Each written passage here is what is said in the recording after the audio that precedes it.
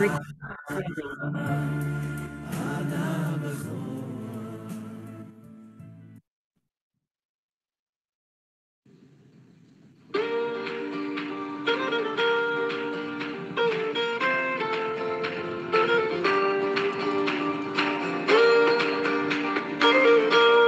direct sur l'île Mode. Shalom à toutes, shalom à tous. On est très heureux de se retrouver avec le Rav Yehuda Ben Ishai de la communauté de Emunah Shlema à Yerushalayim pour recommencer un nouveau cycle de la Torah, Bereshit bar Elokim et Hashamayim ve'et Haaretz. On va aujourd'hui parler du Shabbat. C'est presque pas le premier Shabbat de l'année, on va dire le premier Shabbat qui nous fait rentrer dans l'hiver. Et quand est-ce que commence, quand est-ce que se termine le Shabbat? C'est le sujet que veut développer le Rav Ben Ishai ce matin. Et on a Monsieur Timsit qui a fait une dédicace, Leilou Nishmat. Donc vous pouvez chaque semaine faire dédier le cours Leilou Nishmat au Refuat Shlema, Bechavod Rav Ben Ishai. Shalom, shalom, bienvenue à tous et à toutes. Toda Rabba Aaron. Alors le cours est dédié Leilou Nishmat. Et nous allons effectivement parler du Shabbat aujourd'hui, Shabbat Bereshit. Et vous savez que dans nos prières, le Shabbat, la Mida de vendredi soir, la Amida de Shacharit et la Amida de Mincha ne sont pas les mêmes. Et nos sages nous ont enseigné qu'il y a ici une allusion à 3 Shabbatot. Le premier Shabbat est le Shabbat Bereshit. C'est celui dont on va parler ce soir dans la Mida. Vayichulu Hashamayim ve'Haaretz. Le deuxième Shabbat est le Shabbat qui nous a été donné au Sinaï. Veshameru bnei Israël et Shabbat. Comme il est marqué dans les Aseret Adibrot, les 10 paroles, Zachor et Yom HaShabbat, les Kadesho. Et le troisième Shabbat est le Shabbat de la fin des temps. Et ça, on en parle dans la Hamida de Mincha. Voilà l'enseignement de Rabbi David Abudraham qui nous parle donc des 3 dimensions du Shabbat. Le Shabbat de Bereshit, le Shabbat du Sinaï et le Shabbat de l'accomplissement de l'histoire du monde et qui, évidemment, après 6000 ans d'histoire, aboutira à un Shabbat aussi. Alors aujourd'hui, on va parler donc du Shabbat Bereshit. Et le Shabbat Bereshit a une particularité dans le récit de la création. Et c'est sur ça que nous allons nous attarder aujourd'hui. Vous savez qu'il y a un leitmotiv dans le récit de la création qui se trouve au début de la paracha de Bereshit que nous allons lire ce Shabbat. Nous allons commencer la Torah depuis son début. C'est Vayere Vayiboker. Vayere Vayiboker Yom Echad. Vayere Vayiboker Yom Sheni. Vayere Vayiboker Yom Shlishi. Ainsi de suite. Vayere Vayiboker Yom Hashishi. Et voilà que arrive le 7e jour que nous connaissons sous le nom de Shabbat. Et voilà que tout d'un coup, ça manque. Il n'y a pas marqué dans le récit de la Torah Vayerev, Vayiboker, Yom HaShevi'i. Alors, il y a forcément quelque chose à apprendre de cela et c'est ce que nous allons essayer de faire aujourd'hui. Comment se fait-il que dans le récit de la création, on prend soin de nous préciser que chaque jour a eu une fin, Vayerev, Vayiboker, Yom Echad, Yom Sheni, Yom Shlishi, Revi'i, Chamishi, Shishi, Ha-Shishi exactement. Et quand on arrive au Shabbat de Bereshit, au Shabbat, donc le premier Shabbat de la création, il n'y a pas eu marqué Vayerev, Vayiboker, Yom HaShevi'i. Alors, pour comprendre cela, nous allons commencer par citer un verset de Kohelet. Vous savez qu'il y a une tradition de lire pendant le Shabbat de la fête de Sukkot, la Megillah de Kohelet. Beaucoup le font. Et chaque fête a sa Megillah, a sa lecture particulière, comme par exemple Ruth HaShavuot. À Sukkot, nous avons la Megillah de Kohelet. Kohelet, l'Ecclésiaste. Et voilà que tout à fait au début de Kohelet, tout à fait au début donc de ce que le roi Shlomo nous a laissé comme enseignement, il y a un enseignement qui est très important, je le lis. Ma she'aya hu she'yeh, ou ma she'na'asa hu she'ye'aseh, ve'en kol chadash tachat ha-shamesh. Traduction, ce qui a déjà été le sera aussi, ou ma she'na'asa, ce qui a déjà été fait, se fera aussi, ve'en kol chadash tachat ha-shamesh, et il n'y a rien de nouveau sous le soleil. En d'autres termes, nous enseigne ici le roi Shlomo dans Kohelet que nous sommes dans un monde qui est enfermé dans ses lois. Ve'en kol chadash tachat hashamesh. Pourquoi est-ce qu'il précise sous le soleil? Parce que le soleil est en fait le dictateur des lois de la nature de notre monde. Tout est dicté par les saisons, la lumière et la chaleur que le soleil nous envoie. Et donc, nous dit le roi Shlomo, sache que tu te trouves dans une nature qui est enfermée dans ses lois. Et on ne peut pas les changer. Tant que le monde dans lequel nous vivons est le monde que nous connaissons, nous sommes dans un monde qui est fermé sur lui-même, sur ses propres lois. Évidemment, l'homme apprend à connaître ses lois, à les découvrir et même à s'en servir. Mais fondamentalement, l'homme ne peut rien inventer. L'homme ne peut pas inventer un nouveau monde.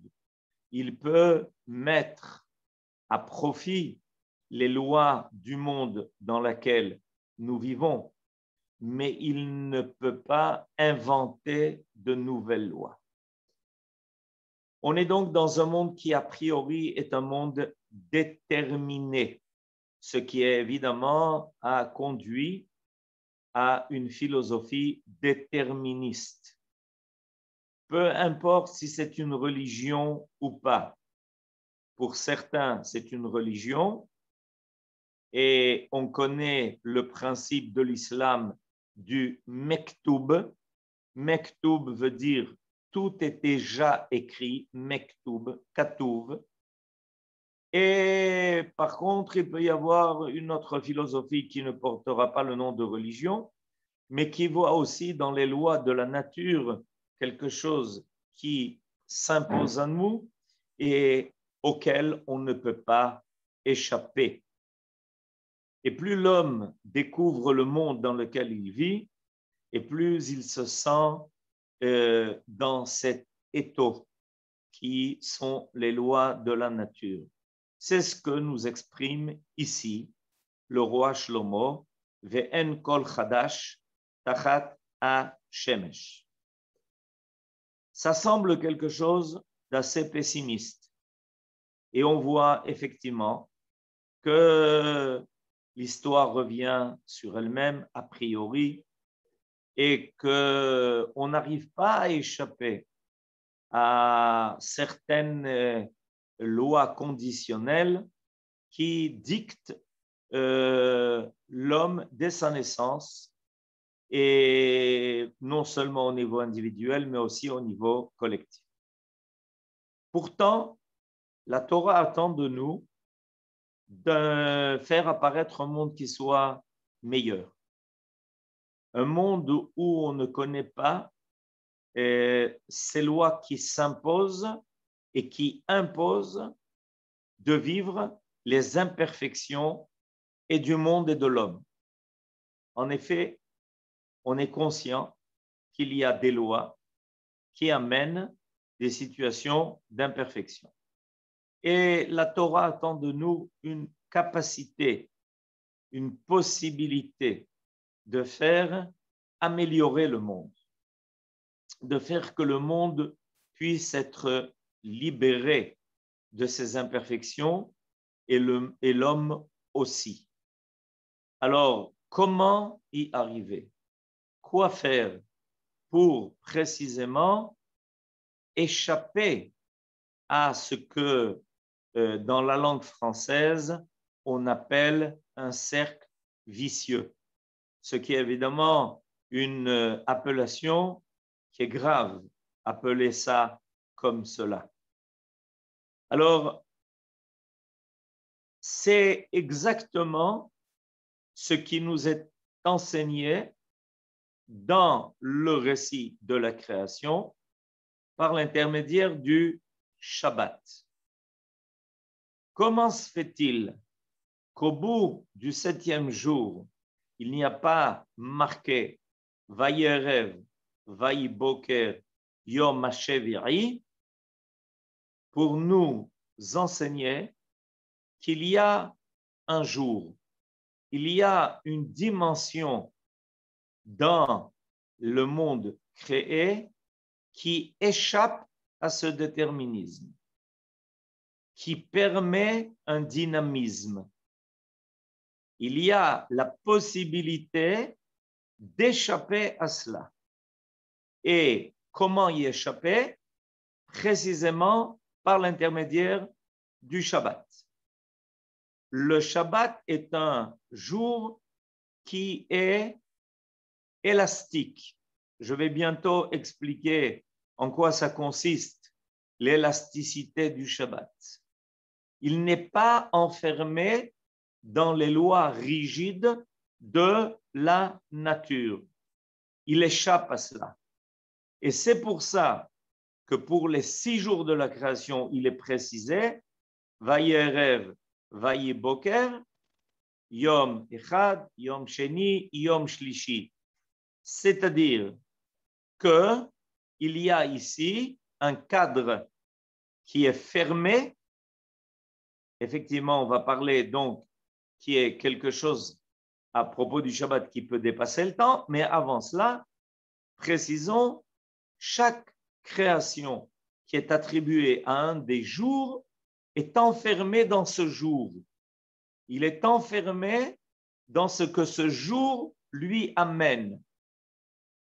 Ce qui a évidemment emmené les anciens à faire de chaque jour une idole.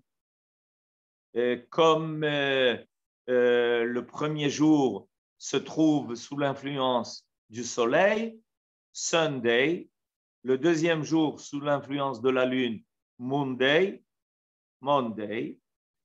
etc., etc.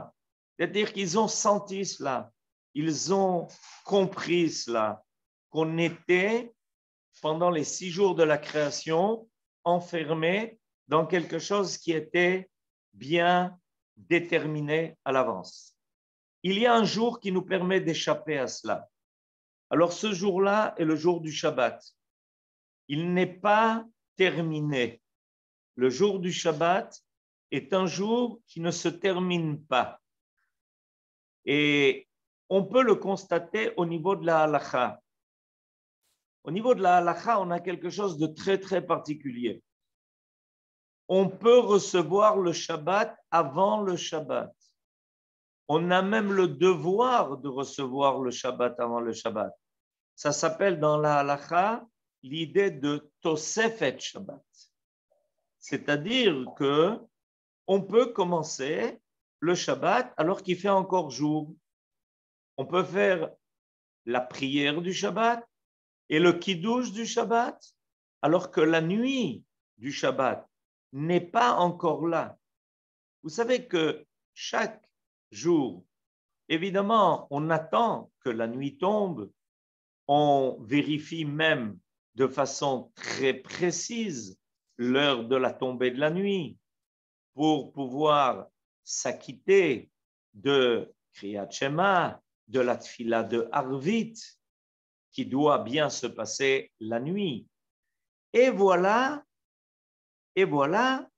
que tout d'un coup, le Shabbat peut commencer avant. On allume les bougies de Shabbat, ça s'appelle les Nerot Shabbat, avant Shabbat. Évidemment, on ne peut pas le faire Shabbat. Et en allumant les Nerot de Shabbat, les membres de la famille acceptent que ça soit Shabbat. Une femme, si elle ne pose pas de conditions à cela, avec l'allumage des Nerot de Shabbat, évidemment, reçoit le Shabbat. Et il y a aussi, à la fin du Shabbat, le même principe. À la fin du Shabbat, on peut déborder le Shabbat.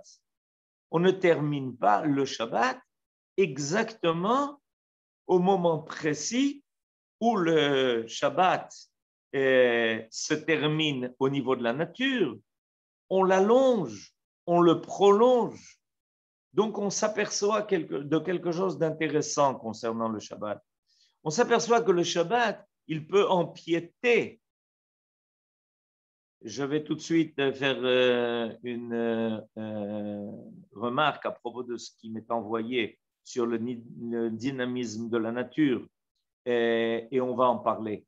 Mais avant de cela, comprenons bien, au niveau de la halakha, le Shabbat peut empiéter et même doit empiéter sur le Yom Shishi, sur le vendredi, et le Shabbat peut s'étendre après que le Shabbat soit terminé, c'est-à-dire après que le 7e jour soit fini au niveau précis astronomique, le Shabbat est terminé et on le prolonge. À chaque fois qu'on vous indique dans les calendriers et l'heure de l'entrée du Shabbat et l'heure de la fin du Shabbat, il est bien clair que cette heure qui vous est précisée n'est pas l'heure astronomique du début du Shabbat et l'heure astronomique de la fin du Shabbat. Alors, qu'est-ce que ça vient nous indiquer?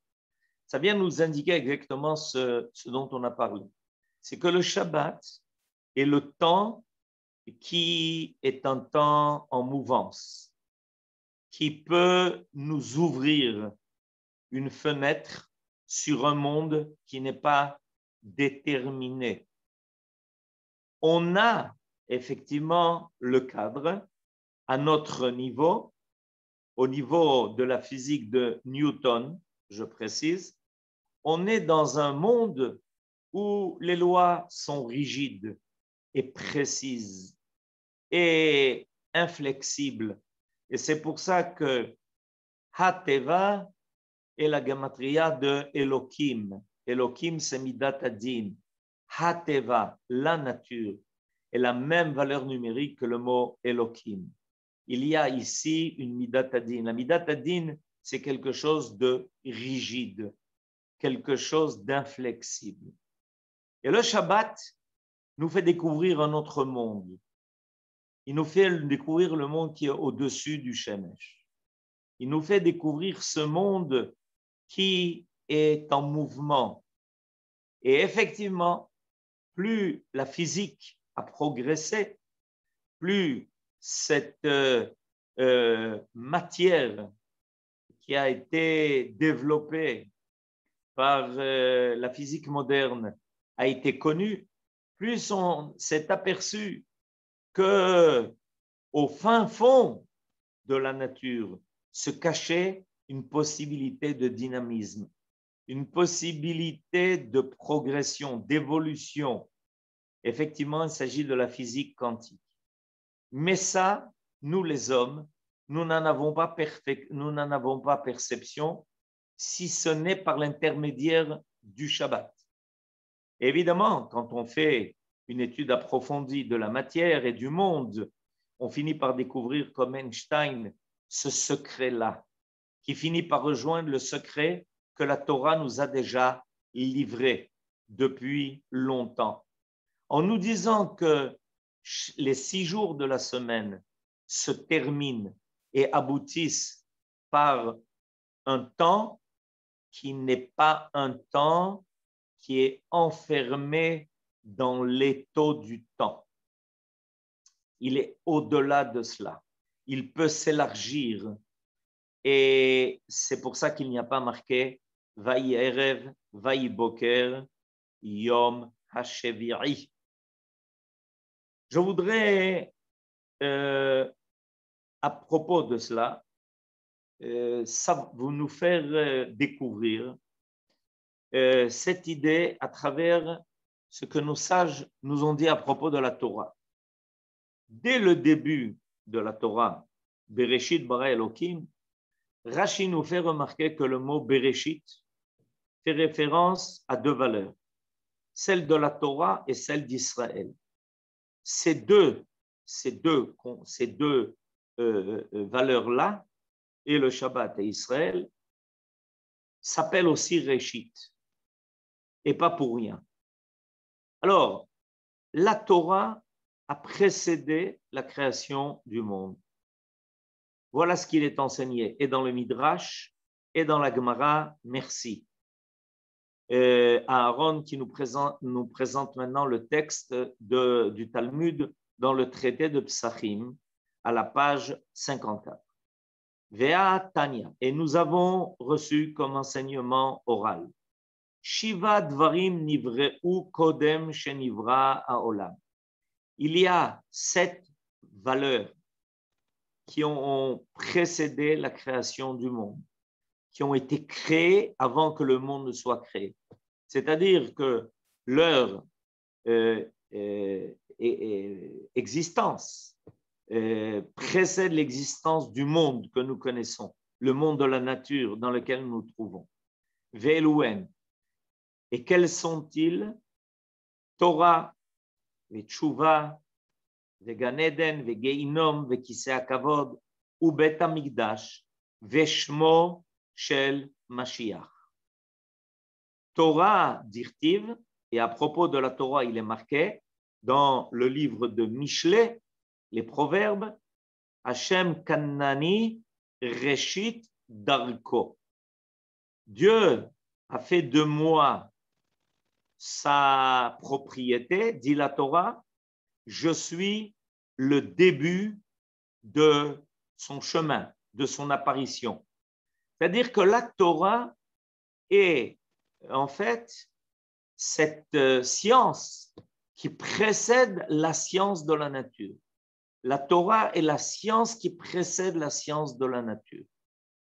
Or, nos sages s'accordent à dire que le jour où la Torah a été donnée à Israël, quand nous sommes arrivés au Sinaï, le jour donc du don de la Torah, selon tous les avis, parce qu'il y a un avis que la Torah a été donnée le 6 Sivan, un autre avis qu'elle a été donnée le 7 Sivan, mais tout le monde s'accorde à dire que la Torah a été donnée le Shabbat.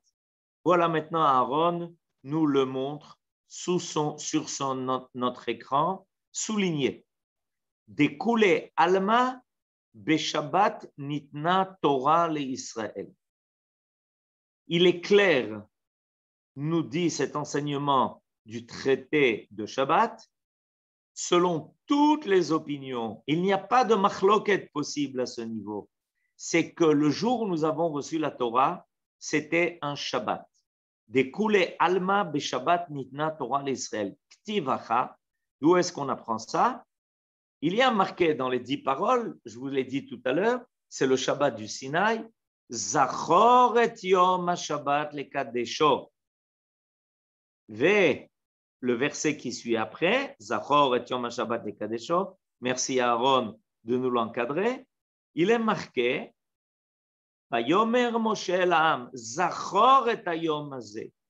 Dans la paracha de Bo, nous demande Moshe Rabbeinu de nous souvenir de ce jour-là où nous avons reçu la Torah. Et le même mot revient. Zachor et yom ha-shabbat lekadesho, zachor et hayom hazeh. Zachor, zachor. Ma le'alan be'itzumo shel yom, afkan be'itzumo shel yom. Zachor et hayom hazeh, le verset qui se trouve dans la parashat Bo, c'est le jour où nous sommes sortis d'Égypte. Et ce jour-là, Zachor, ça s'est passé donc aux yeux de tous. La Torah a été donnée à tout Israël et ce qui nous amène à penser que c'est Shabbat, c'est que revient précisément Zachor qui apparaît à propos de la mitzvah du Shabbat. Zachor, Zachor. Zachor, Zachor pour nous dire, souviens-toi, que ça soit bien dans ta conscience, que le Shabbat est déterminant. Il est déterminant au niveau de la création, il est déterminant au niveau du don de la Torah. Et on est en train de comprendre quelque chose. On est en train de comprendre que, comme je vous le disais tout à l'heure, le Shabbat de la création du monde, est un Shabbat qui nous permet de découvrir ce monde qui ne se termine pas, qui peut sans arrêt progresser et se perfectionner. La Torah nous donne cette science-là. Elle nous fait découvrir la science qui est au-dessus de la science. Une science qui nous fait découvrir la possibilité d'un dynamisme d'être. L'homme se sent tenu, obligé par ce qui a priori a déterminé son être, ses tendances, sa volonté. On sait combien les philosophes étaient pessimistes sur l'idée que l'homme avait sa volonté qui était bloquée, sans possibilité de liberté, parce qu'il y a tellement de paramètres qui décident de l'être de l'homme. Là où il va naître, quand il va naître, dans quelle famille il va naître, quels vont être ses parents et ses ancêtres.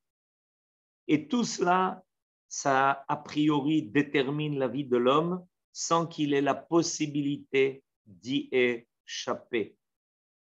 Ce qui évidemment amène une vue très pessimiste sur la possibilité de l'homme de pouvoir sortir de sa condition, de son statut. Et ça va conduire à une volonté de révolte à tous les niveaux. Et ce qui effectivement peut amener à une situation de tohu vavohu. Or, la Torah nous explique que non.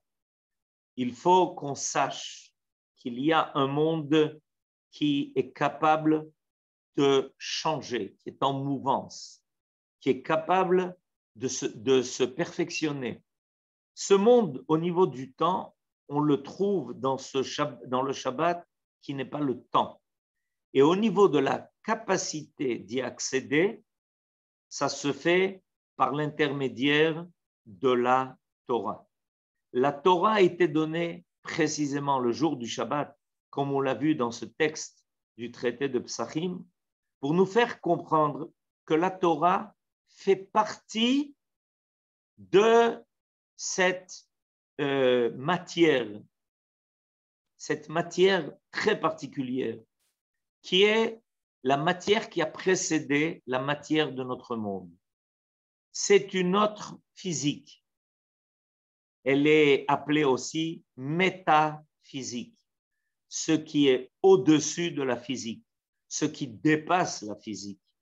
C'est pour ça qu'on l'appelle métaphysique, au-dessus de la physique. La Torah nous permet de découvrir ça. Comment un homme, bien qu'il soit dans ce monde-là, bien qu'il vive dans les lois de la nature, peut, grâce à la Torah, les dépasser, devenir un être qui soit meilleur, qui soit plus parfait, un être qui est capable de progresser, de toucher à un monde qui est un monde qui, lui, peut connaître l'infini, qui peut connaître le Ensof, qui peut connaître le Netzach, l'éternité.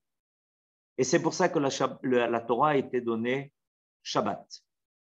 Alors, je voudrais découvrir, pour terminer avec vous, une notion importante qui fait partie des secrets de la Torah et qui est que la Torah a précédé la création du monde, comme on l'a vu dans le traité de Psachim. Et il y a aussi un Shabbat qui a précédé la création des 6 jours de la création. En effet, remarquons que le premier jour de la création n'est pas appelé Yom Rishon, il est appelé Yom Echad. Vayerev, vayiboker Yom Echad. Il n'est pas appelé Yom Rishon. Yom Rishon, la traduction littérale, le premier jour. Il n'est pas appelé le premier jour parce que avant ce jour-là, il y a eu, de la même façon que la Torah a précédé la création de notre monde, il y a eu le Shabbat d'avant le Shabbat de la création. Évidemment, on parle d'un potentiel. Cette Torah est en fait le programme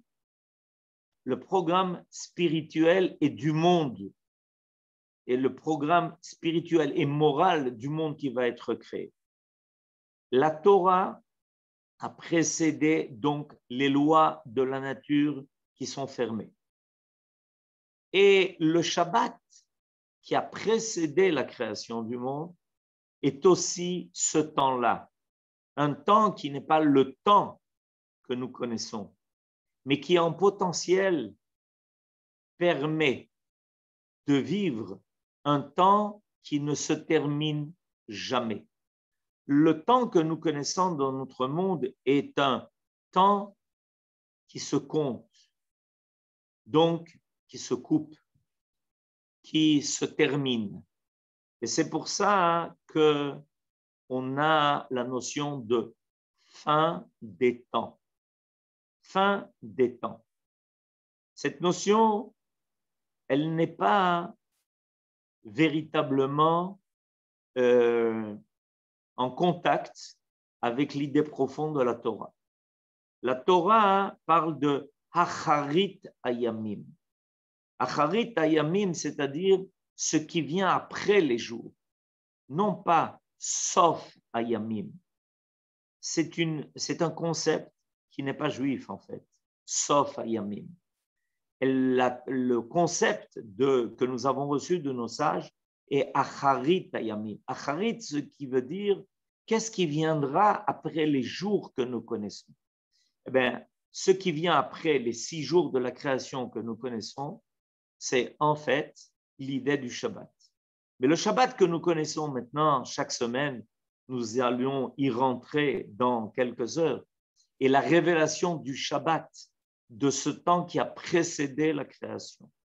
De la même façon que la Torah est la science du monde qui a précédé le monde des lois de la nature, le Shabbat qui a précédé la création est le Shabbat qui est le temps qui est au-dessus du temps et qui lui est capable de s'élargir, de se prolonger, d'être en dynamique permanente. Et évidemment, petit à petit, la science a fini par découvrir qu'au fin fond de la matière que nous connaissons se cache cette idée-là. Se cache cette idée que les lois que nous connaissons ne sont qu'une petite apparition du monde dans lequel nous vivons et que tout n'est pas calculable et enfermé dans des lois aussi précises que la physique avait voulu l'imposer.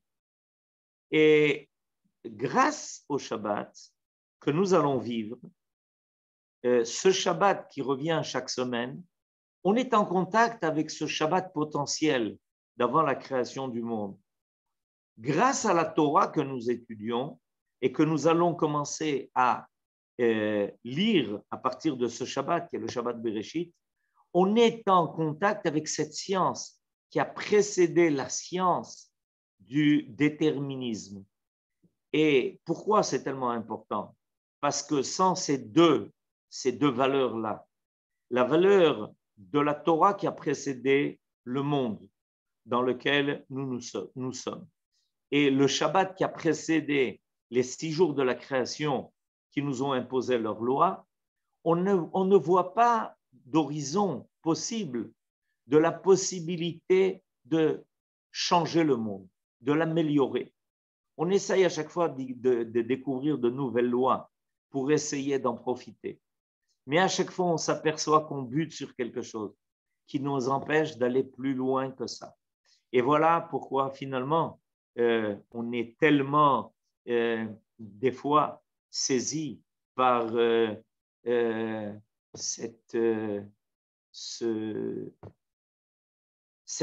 dikaon, cette espèce de doute qui vient d'une philosophie déterministe et très pessimiste.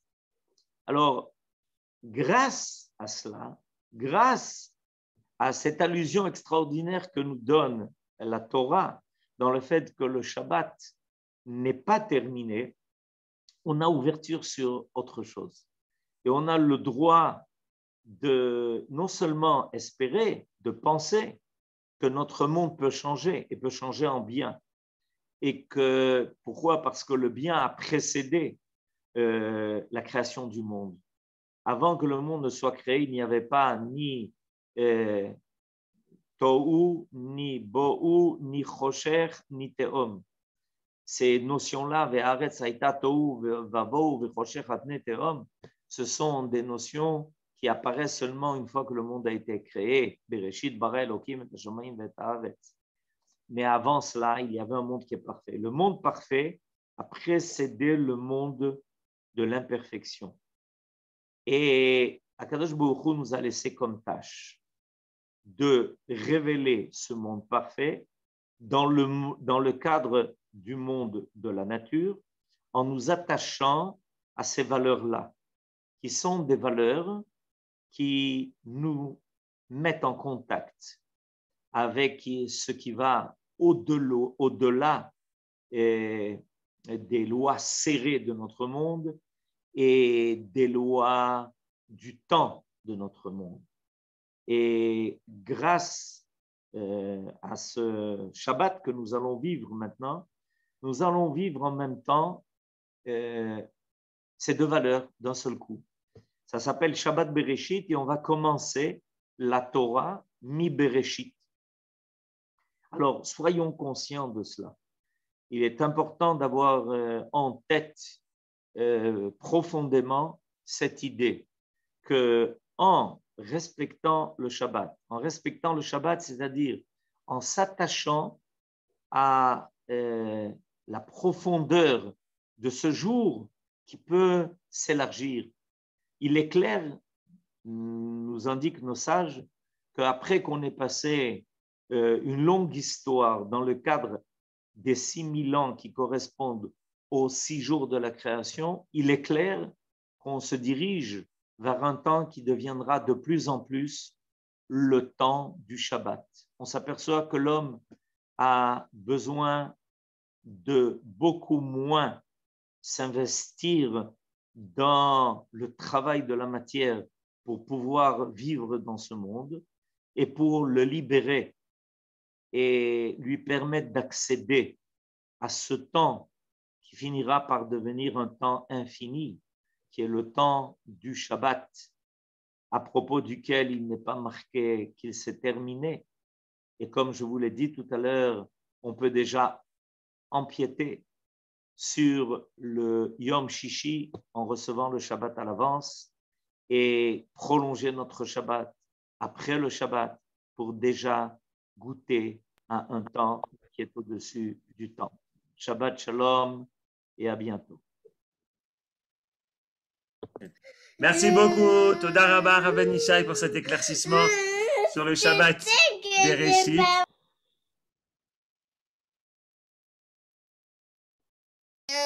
Merci beaucoup, Rabbi Nishai. On finit en musique.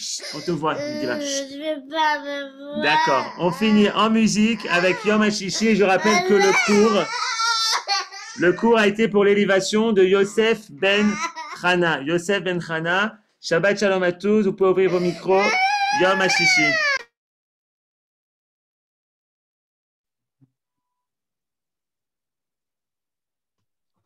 Coucou.